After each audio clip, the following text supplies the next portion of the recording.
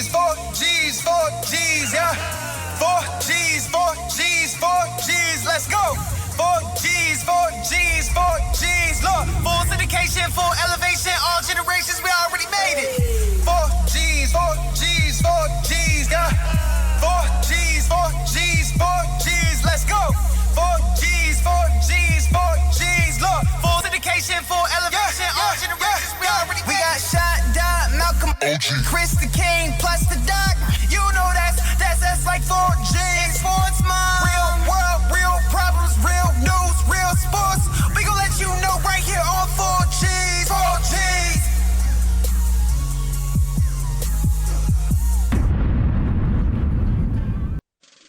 Welcome to another episode of 4G Sports. As usual, as you know, I always say, hit the subscribe button, and as the doc say, hit that bell. All right? I'm the OG. I'm the king. You know what it is. You got the doc. Yes, sir. And we had the pleasure of chopping it up with the running back, number 23, Myles Fells of the Navy football team. All right? So let's check this video out real quick.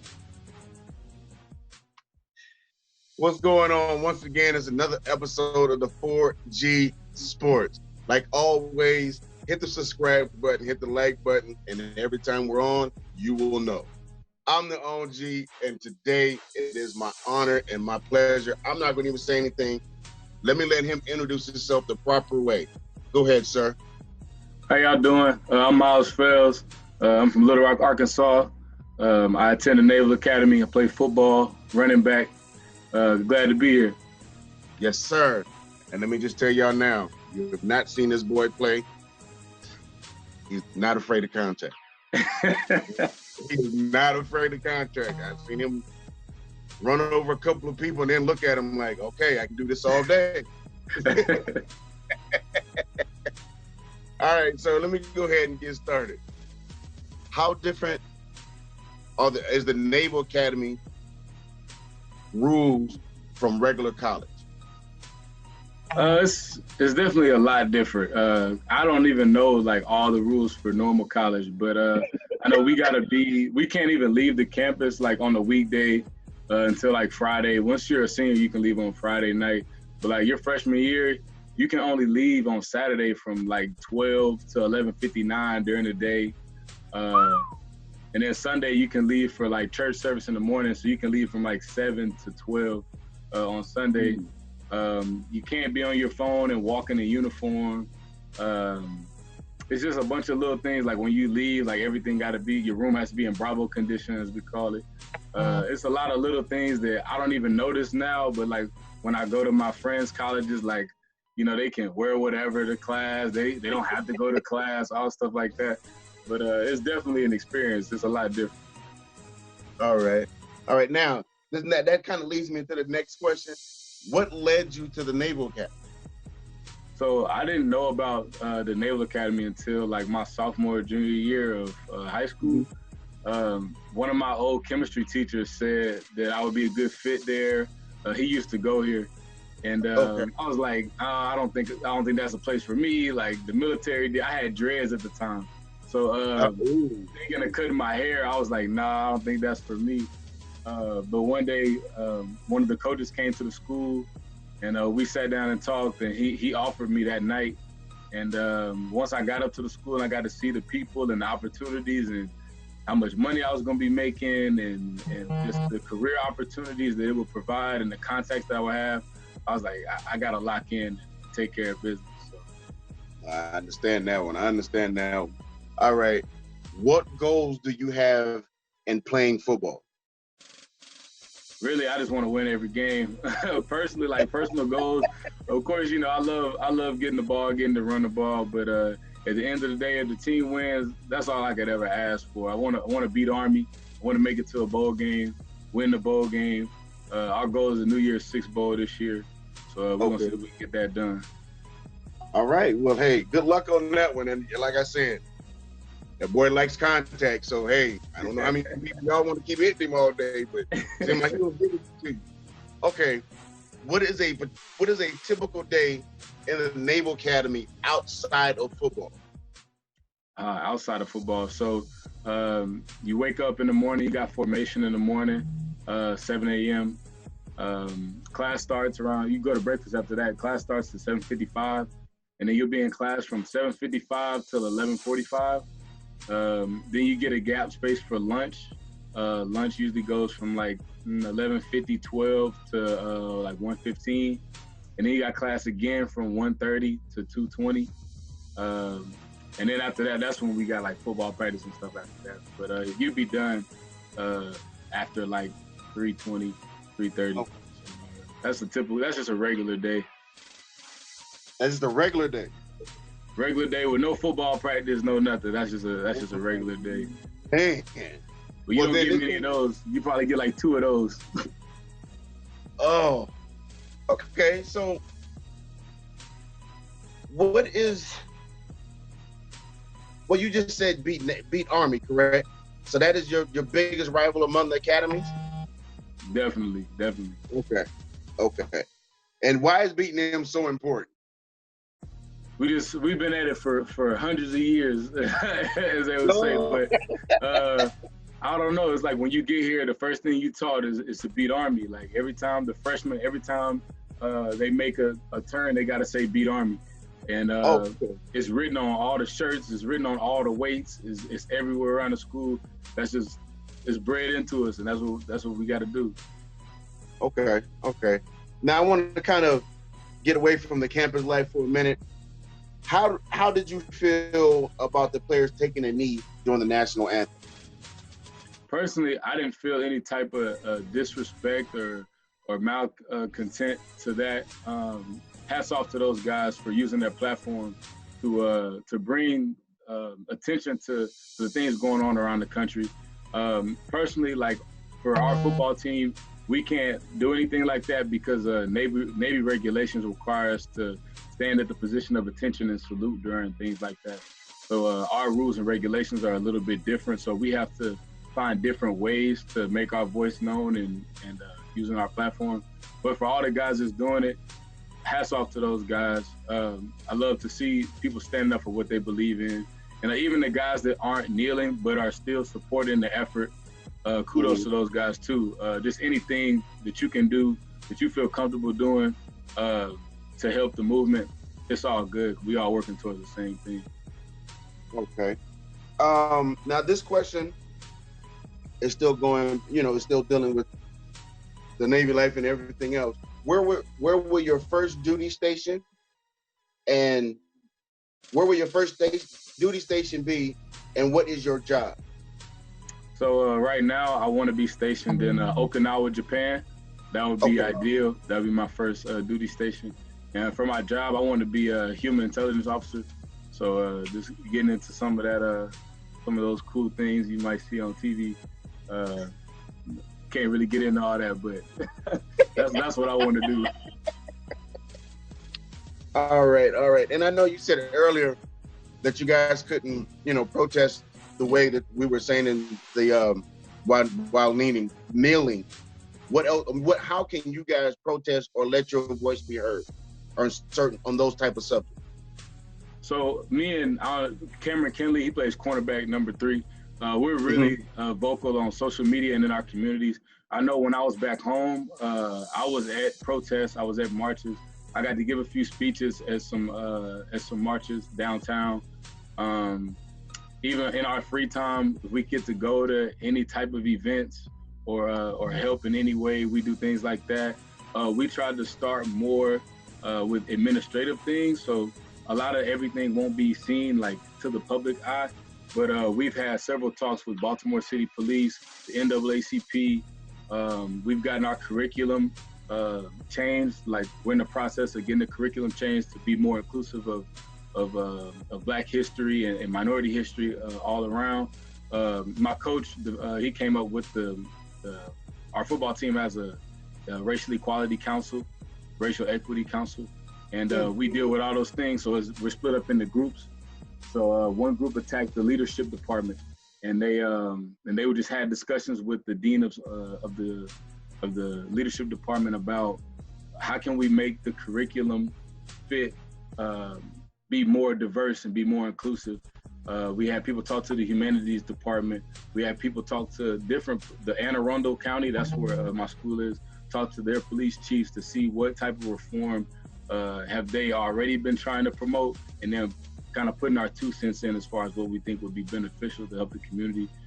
Getting all of our players registered to vote, encouraging census signups in the Baltimore area and in the Annapolis area, because if you're counting the census, that'll count towards how much money and funding that certain county will get.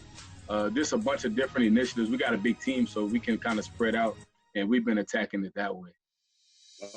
All right. I mean, hey, ladies and gentlemen, don't let him just think because they say they can do something else. They will not find another way to make sure their voice is heard, and I applaud you, gentlemen, for that. All right, now here's kind of a little fun question for you. What is your routine when you're getting ready for a game? What type of music are you listening to get ready?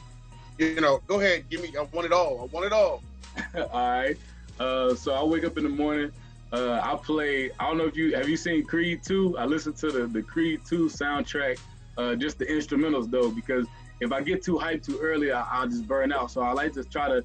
It takes a lot for me to keep myself calm leading up to the game. So I listen to a bunch of instrumentals. It'd be a lot of like violins, pianos type stuff, just to kind of keep me mellow, but in a focused headspace in the morning. My roommate, we'll go eat breakfast. I still got the same thing playing. I'm kind of just visualizing my assignments, doing things like that. When we get done with breakfast, I usually come back and take a shower, take a nap, whatever. We go eat pregame meal, and then we come back to the hotel room, and we play halftime by the Yin Yang Twins on the speaker. And we get dressed and stuff, and then we head over to the bus. We get on the bus. I still kind of not too much hype music, but just enough to kind of get me going a little bit. I like to listen to a lot of Lil Wayne stuff. Just kind of take me back to my childhood. And we get on that and get to the stadium. I throw the earphones in. I get taped up. I go out there, and pregame. I like to throw the ball around, just kind of move around, feel the turf, feel the grass, whatever. And then when I come back in, I don't play anything. When I put my pads on, I don't play anything. I'm locked in at that point. Okay. All right. Well, hey, I've had some people tell me they play country music, so yeah. I was ready for anything. All right, now we got another little segment doing our show called I'll Wait. On this one, I want your Mount Rushmore of running backs. That's hard. Oh, man. So we're talking of all time, like all running backs?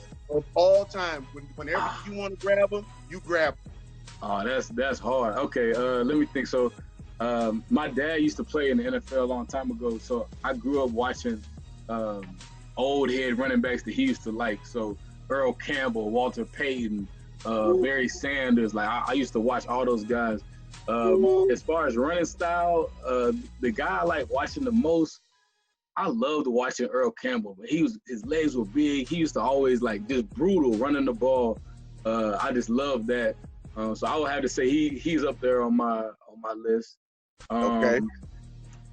And then going through when I was coming up, the segment when Alabama had all those good running backs, Eddie Lacy, Trent Richardson, P.J. Yeldon. I used to always watch those guys, but I would have to say, but then I'm thinking about LT, like the jump over in the goal line, the diving, like I always try to do that. So I had to say LT is on my list too. Earl Campbell, LT. Man, think about like newer running backs. I love Alvin Kamara. Like the way he runs, his balance, he's a beast. And like he's not a bruiser all the time. He's kind of finesse, but like you gotta bring some punch. Oh yeah, that's a lunch all day right there. Yeah. And I try to do all his workouts. I watch his workout videos all the time. So I love Alvin Kamara. Last one, man, it's just so hard. There's so many good running backs out there. The running back I always try to be like in high school, Marshawn Lynch. Just the way he runs, he's relentless with his running and like even off the field, like he just likes to come to work. I love Marshawn Lynch. So those would be my top. Ladies and gentlemen, When I tell you he likes contact, I see why he got Earl Campbell and Marshawn Lynch on his list. And like I keep the Skittles on me too, like Marshawn. Like I try to be just like him. Not the Skittles. Now you know it's Frito-Lay. Now you know it's Chip. Yeah. All right, I have one more question for you before you get out of here. It's our off topic. Kobe or LeBron? Oh man. We were just talking about this the other day. All right, so for me personally, my mom is from Compton, California. Yes, sir. My family lives in Long Beach, Inglewood. I got some family all over the place. I gotta go with Kobe, and it's just because, like, and I'm not taking nothing from LeBron. I think LeBron is great, like from the things he does in the community to the court to all that. Like, he's a specimen. But Kobe's mindset and the way he comes to intimidate, and he doesn't back down from no challenge. Just his demeanor, all that. I'm a big Kobe fan. I remember dribbling the basketball in front of Staples Center when I was little, with a Kobe jersey on, number 8. So I had to go with Kobe. Yes, sir. See, I knew you was gonna be a good interview. I'm so glad. I would hate to cut the interview off short. Oh man, yeah, I saw you had the jersey on. Oh yeah, you understand. Oh yeah. Yeah. Hey, like you said, Compton, that's where I'm from. So I've been Lakers fans since the form days. Wow. Yes, sir. But I just want to thank you very much for taking time out of your busy schedule to sit down with me real quick and do this interview. I appreciate it. Our show appreciate it. Our country appreciates you from the bottom of our heart, man. Thank you very, very much. Hey, thank y'all, man. It's been great. I hope we get to chop it up again soon. Maybe next time I'll come down to Cali. Hey. No. That's on you. You let us know when you're ready, and we always got time for you, my brother. Trust me, we will make time to get you on. Sounds like a plan to me. Yes, sir. Hey, before we get out of here, you have any shout outs, anything you want to say before we go? Hey, I want to shout out all my family that's in California, man. I love all y'all. All my cousins, my aunties, my grandpa, everybody. Like, I love all y'all. And then shout out to Little Rock, where I'm from, man. Hopefully we get some Little Rock listeners on here. Shout out to the city. Anytime I get an opportunity like this, I always got to remind them where I'm from. But yeah, man, y'all just be blessed. Man, hey, from your mouth to God's ears, that's all that matters. You know what I'm saying? Yes, sir. So, my brother, I thank you once again. I will be watching. So you may get a couple of emails, be like, hey, what happened on this play now? You know I'm going to put a show on for y'all. Don't even worry about it. Hey, that's all I'm looking for is the effort. I can't say nothing else. It's going to be there. All right, bro. So we appreciate you. Thank you very much. Anytime. All right. Yo. Hey, what? Much respect for that young man. I appreciate how he grinds. He's a grinder. Knowing Navy football, being a veteran, a Navy veteran myself, obviously that's who I cheer for. So go Navy, beat Army. That's our thing. So the Naval Academy they run the ball anyway. That's what they do. The quarterback, fullback, running backs. So I know he's getting in that work. So, Godspeed to that young man for carrying the load, continuing. But also, just because I know kind of what he goes through from the social standpoint, like when you're in uniform, you have to go by the Uniform Code of Military Justice, right? The UCMJ. There's just things you cannot do in uniform, on base, things like that. So for him and his crew to still find a way to impact our country socially outside of his responsibilities in the military, I respect that. I appreciate that.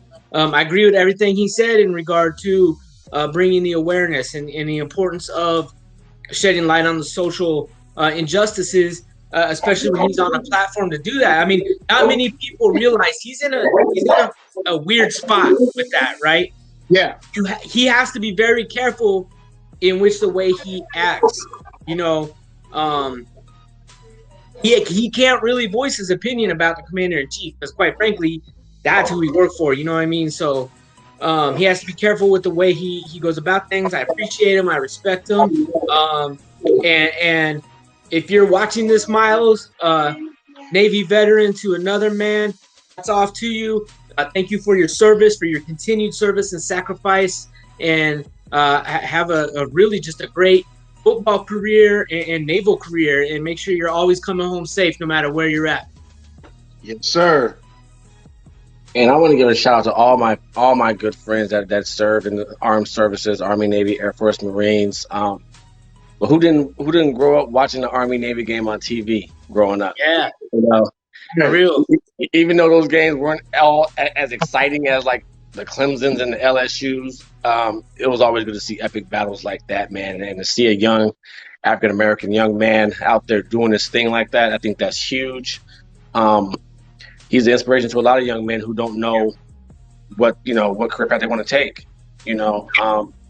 I said, being that my son plays the same position that he plays, I think that'd be a good person to talk to about how, if he thought about the military, or maybe come and talk to other youth in the community about, how to even get into that program. Because I don't even know how to get into that program, to be honest with you.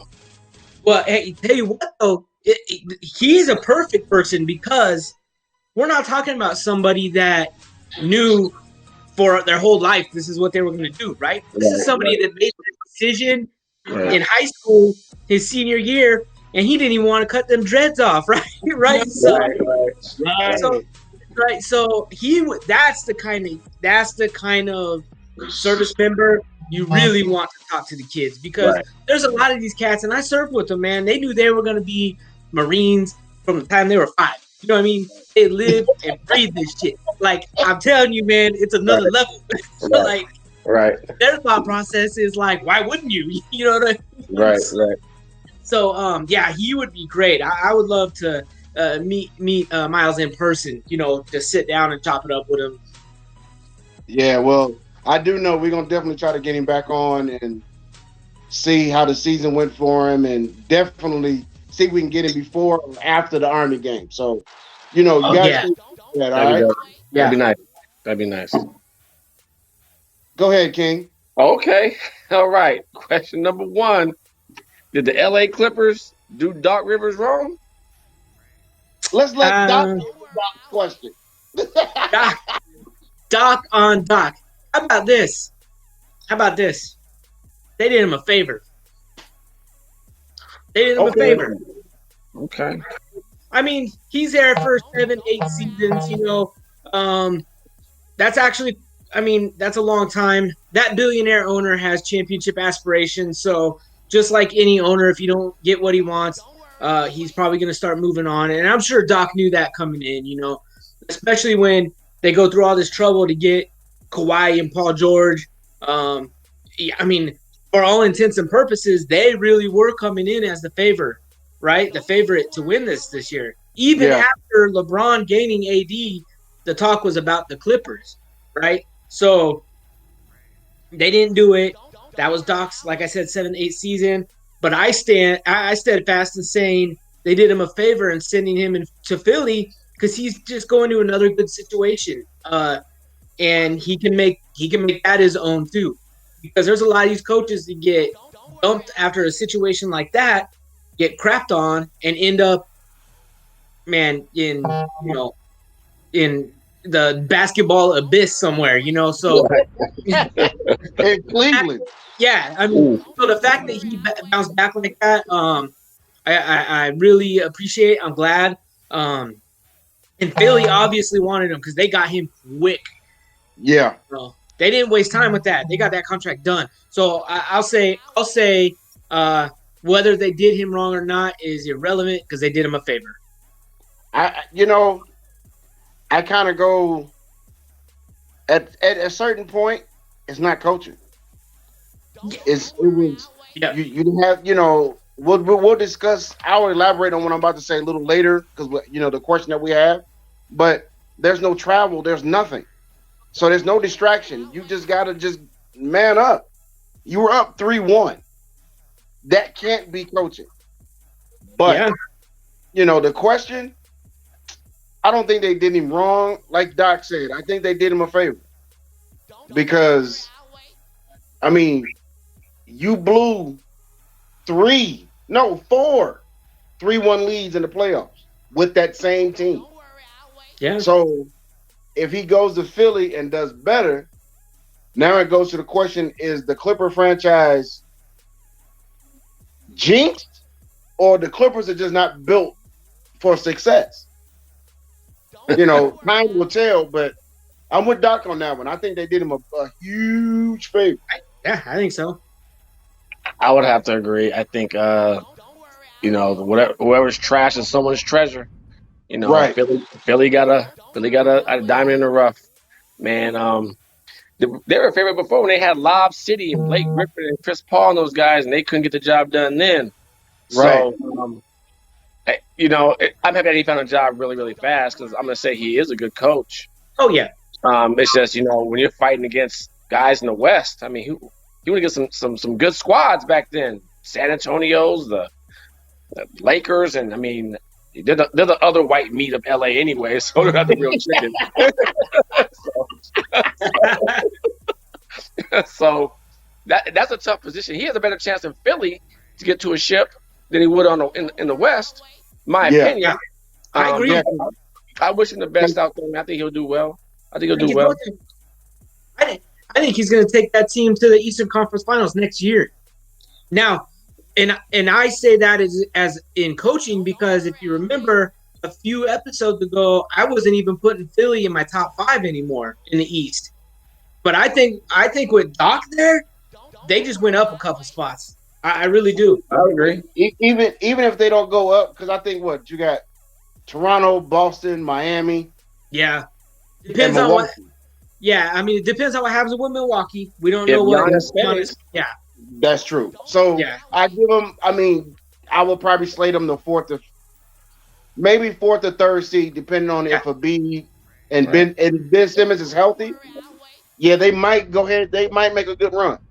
He can't shoot. No. Okay, that's another topic for another day. He can't shoot. He's just like Danny Green shoot.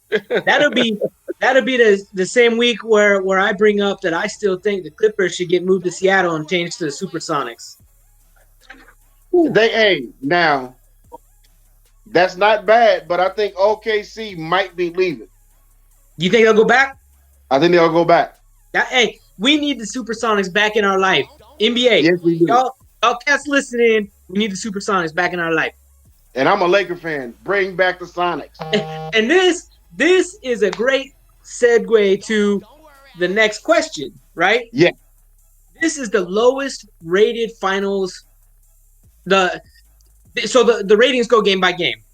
Right. They have the game 1, game 2, game 3.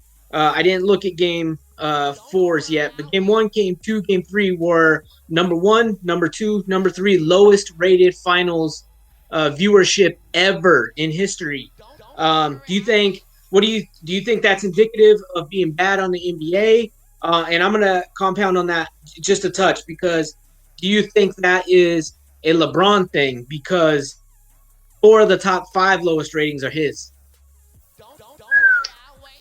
One, I just think the environment, the times of what's going on, that has to play a big part in it because no one is at the game.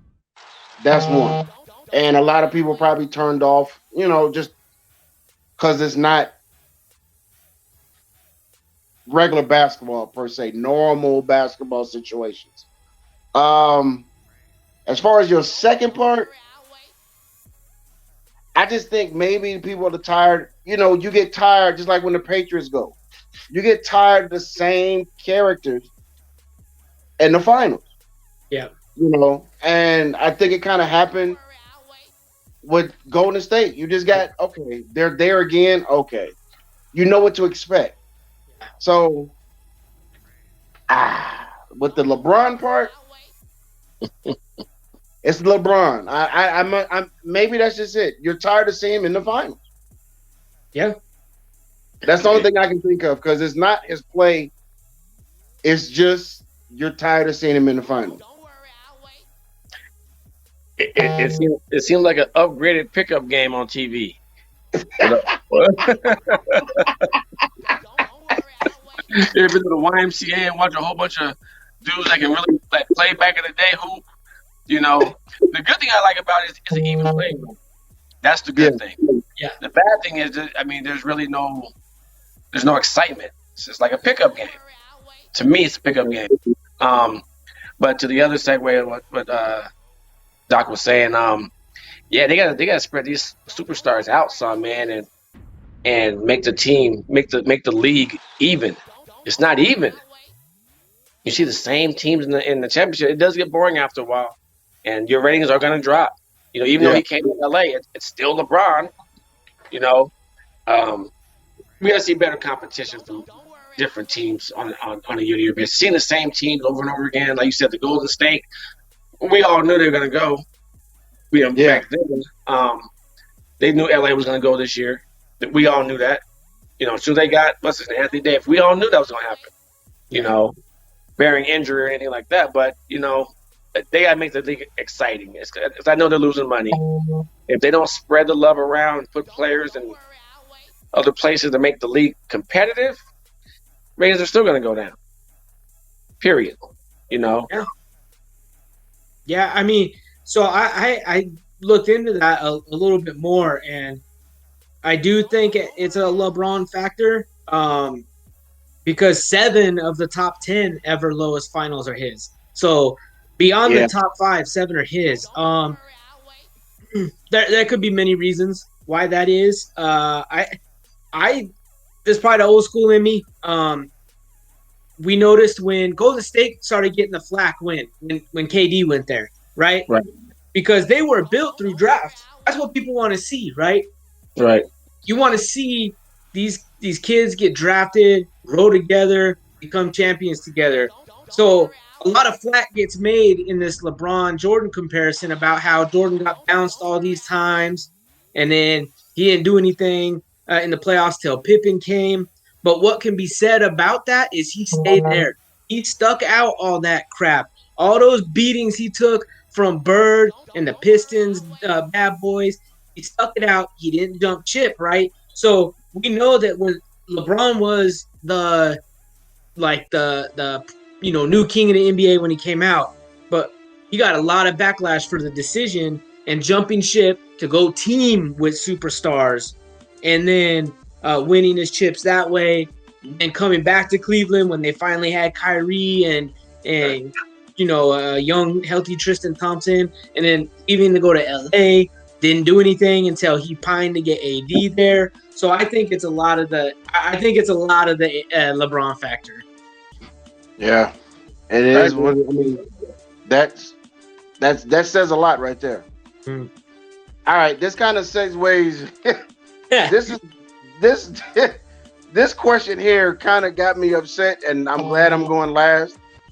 But do you agree when Scottie Pippen made the comment about the bubble is not real basketball and the championship is not real?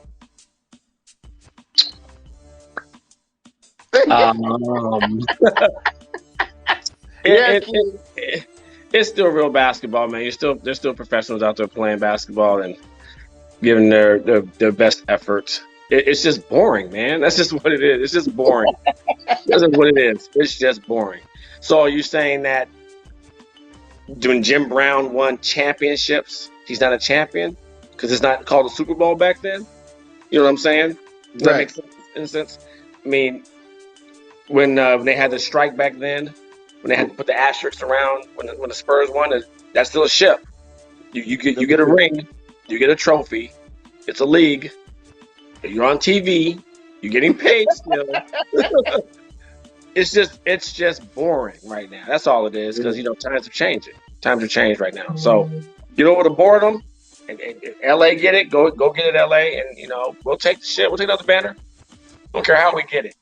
Yes, sir. Pandemic, flood, it don't matter. Hurricane, it don't matter. 17 is number 17, baby. Absolutely. Hey, at this point, being a Suns fan, I'd take a hand-me-down and still call it a championship. So, no, I mean, I don't know. The first part, maybe a little bit. I get what he said. I mean, it's obviously basketball. They're out there playing basketball. They're professionals playing the professional sport. They're playing basketball. But I do get what he's saying in the sense of the vibe, right? Even us at home, if we're watching an NBA Finals game and you're watching them in LA or in Miami and they're doing the red outs or the Mamba outs and the crowd's going crazy, that's real basketball to us because, you know, we can almost feel it even sitting in our home. You know what I mean? You can almost feel that. So I get what he's saying on that end. But here's the deal, man. Championship's a championship. The fact of the matter is, no matter who wins, LA finishes this thing out tomorrow. Miraculously, Miami comes back and wins in Game 7. It don't matter because either way, one of them two teams is hanging a championship banner up in their stadium, right? Regardless of how we feel. Regardless. So an asterisk or not, I'm glad you brought up that asterisk for the Spurs because here's the thing. We never reference that, ever. Right? No. Never. Right. That's another ring for Tim Duncan, right? So that's what it will be. So everybody can say this season has an asterisk, but in 10, 15, 20 years, that's not what it's going to be known as. It's going to be known as it's going to be known as the 17th banner hanging in that Staples Center. That's what it's going to be known as. I mean, I think what really kind of ticked me off about his comment because he said, well, they're not traveling. They don't have the rigorous mode. But they've been in that bubble how long? 3-4 months now? Yeah. They ain't seen their families. Right. That's worse than having to travel from the East Coast to the West Coast because you get a day off. Uh-huh. The longest they had was the game between 3 and 4. Right. Any other than that, they're playing every other day. So mentally, it's tougher. Yeah. And also, you also got to look at it as you're going against guys that you know if there was a crowd, you couldn't hear this, you couldn't hear that, you could blame it on the noise. Like the King said, it's a pickup game. Yeah. There's no noise. There's no distraction. It's me and you one-on-one. If I'm better than you, I'm about to show it. Right. So I don't get what his comment is. I really don't get it. I don't agree with it. You know, I think that's what's making Jimmy Butler and LeBron's battle even better, actually. Yeah, because it's just mano a mano. Right. And you're saying because they're not traveling, okay, that makes no sense. The crowd, I'll give you that because you can't feed off the crowd. Right. But other than that, like you guys said, 5 guys on the court, they're rolling the orange ball out, they're jumping it up, same amount of rules. Got to hoop. Pippen, I don't agree with you. Sit down. Yeah. They're kind of like under house arrest in that bubble. Yeah. Right. So that has to be tough, man. You can't go to your own home and hop in your own bed and shower. I tell you what, though, based off of what Lil Bronny on that Sticky Icky, he probably wants this thing to go Game 7. He was fucking that good that day. Boy. That sweet Chiba. Boy, and you know, being in LA is recreational, so you get it from anywhere. Yeah, he's gonna find a recreational ass whooping from Dad when he gets in. You know that's coming. That's definitely coming. That was a professional hitting that. He ain't no newbie. Nah, that wasn't his first time. He hit that like a pro. He made Uncle Snoop proud. Yeah, he's out there hanging out with the doggy dog. So let's go off topic real quick. All right. Should LeBron hold on, let me stop laughing. Should LeBron cut it off? Hey.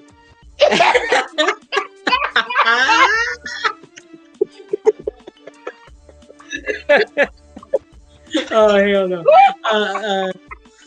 I'll tell you what, man. Oh my goodness. Hey, you a fool. Oh god. I'll tell you what. That's the next that's the next level to the ascension to being MJ and the Code Man, right? Right. Take it off, bruh. Take it off. Take it off. It ain't even. I don't know if he's gonna cut it or should he just wipe it off. Either way it go, it's gotta go. But that's a lot of paint. I'm sorry. That's a lot of paint. That's a lot of paint. So disrespectful. That's so disrespectful.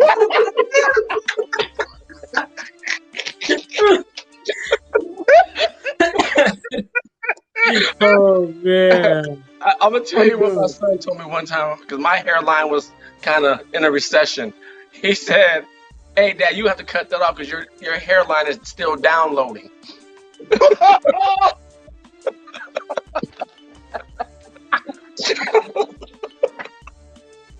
So with that being said, LIG, Dang. let's go. Yeah.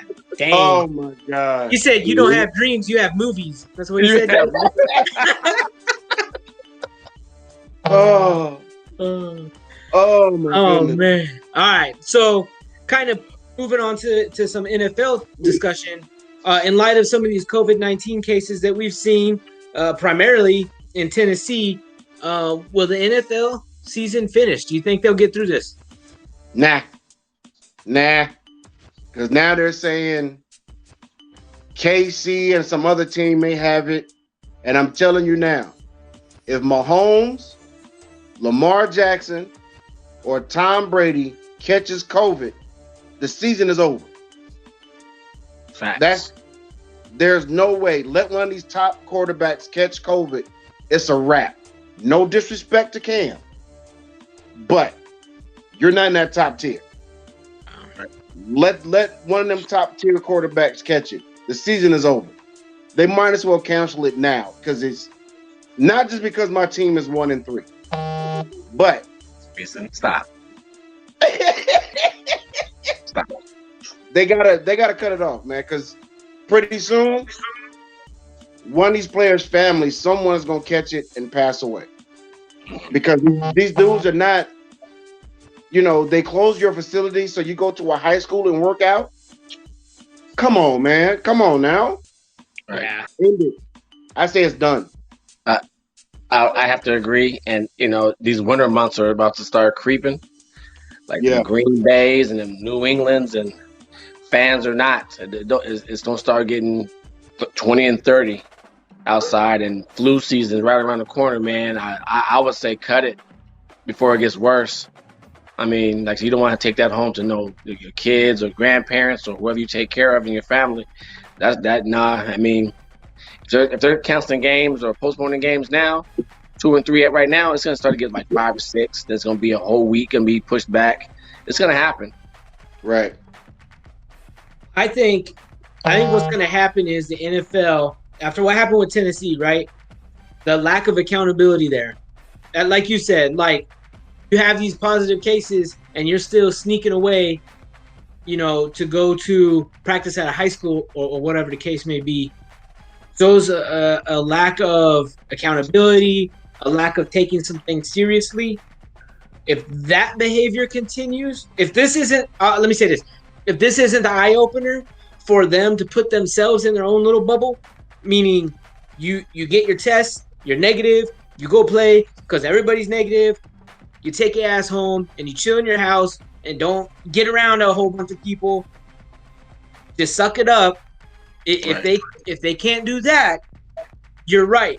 As soon as one of these big names catches it, it's done. It's gonna get chopped down. Done. And no, like you say, again, nothing against Cam, but the reality is the reality. Right. Some of these top 5 get it. It's over. Like, they're gonna shut it down. So either you all as players shut down the riffraff and the nonsense, take it all seriously, stay away from people as best you can, wear masks where you can, that kind of thing. Or you're going to get some more tests, and in a couple weeks, they're going to finally say, hey, that's it. Yeah. All right.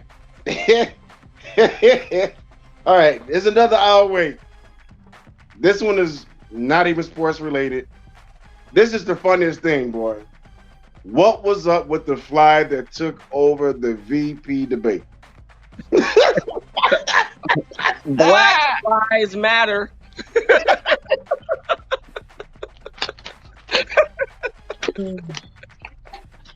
Oh man!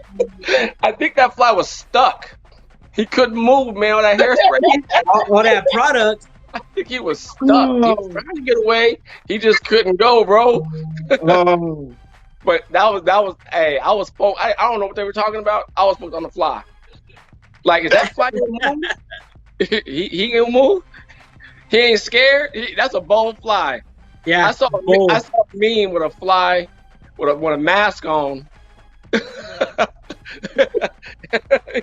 He had a mask on and had the Biden Harris on top of his head. Man.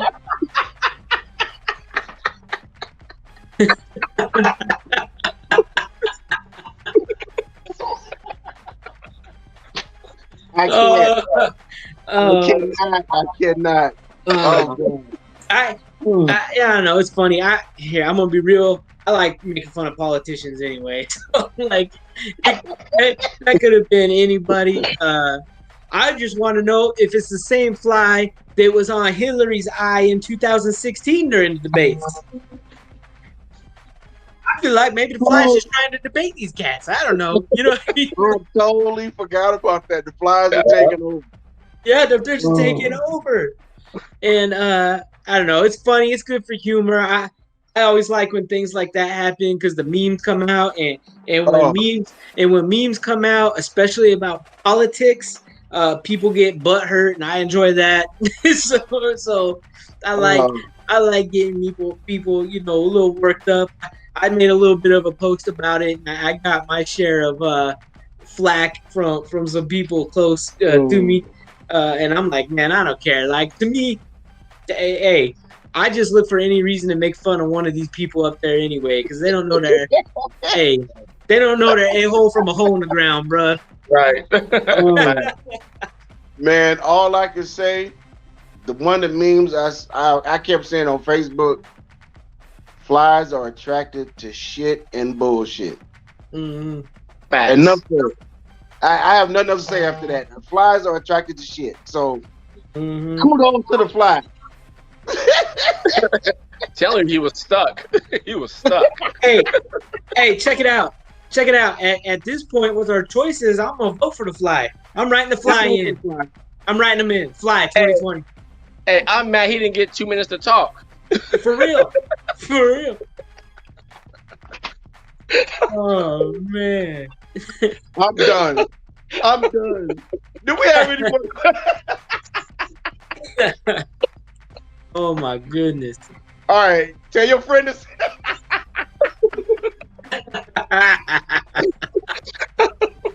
Oh man. Oh, are we closing? Okay. Yeah. I want to thank Myles and Scott. Thank you guys for coming on the show, man. It was an absolute pleasure, man. It's been a blast. Thank you to my brothers right here, man. It's this show is absolutely hilarious. It's getting more and more funny by the week. The things we come up with, man, just makes me I can't stop laughing. I'm gonna take my friend home with me today, bro. Hey, yeah, you got to come back. You can be on the show now. He's part of the show now, yeah. You got to be every week. Every week. I know what? Why don't we have the viewers give him a name? Oh, yeah. That'll work. That'll work. That'll work. Yo, hey, so we want to thank you all. As usual, we want to thank you all for subscribing. We appreciate you. Keep sharing. Keep supporting us. Tell your friends. Tell your friends' to go ahead, go to our YouTube station, subscribe, hit that bell, man, so you can know when we're premiering, when we're coming on. Watch all our craziness live and in direct. And thank you all for supporting. And remember, it's that time. Y'all get registered. Y'all go vote. Yes, sir. All right, all contact information for Myles Fells will be in the show description. Also, we want to share our business sense support to Princess and Friends with, hold on, it's a whole lot. Princess and Friends with Unmasking Domestic Violence 2020. Also, Candy Cohen Women's Empowerment Conference. All information will be in the show description. Follow the show, as always, 4G Sports, Sports with the Z, on our Facebook, Instagram, SoundCloud, Twitter, YouTube, Gentleman Sports on Facebook. And as always, since the king said we need the mascot to have a name, send the name to 4G Sports. That's him right there. 4G Sports with the Z, Gmail. Let us know what we should name it. Or comment at the end of the show. But make sure we get the comments. By next week, we should have a name, hopefully. All right? But thank you for watching. See you next week. 4Gs, we out.